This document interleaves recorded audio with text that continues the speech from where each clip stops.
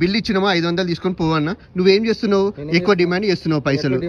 ఎంత అడుగుతున్నావు ఇప్పుడు? ఎంత అడుగుతున్నావు నువ్వు?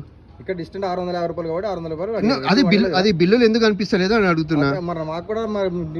బిల్లులు చూపి అంటున్నా, ఆ బిల్లులో చూపి అంటున్నా. నువ్వు చూపించిన బిల్లులో చూపి. ఆ బిల్లు ఏది? ఆ బిల్లులా నీకు 500 చూపించిన తర్వాత మేము ఎందుకు ఎక్కువిస్తాము? ఇక్కడ 500 క్లియర్ కనబడుతుంది కదా. ఏం మాట్లాడి తీసుకుంటా అంటే తీసుకో, ఇయ్యం భయ్. మేము 500 అన్నారు. ఒక్క నిమిషం, 500 బిల్ ఇచ్చిండ్రు. నీకేం కావాలి? ఓకే, ఇప్పుడు ఏం కావాలి నీకు?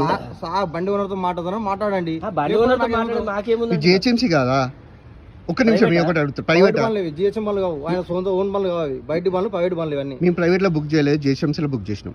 ఆ జిహెచ్ఎంసీ బిల్ ఇచ్చారు కదా మీరు, జిహెచ్ఎంసీలో బుక్ ఇచ్చినాం కదా.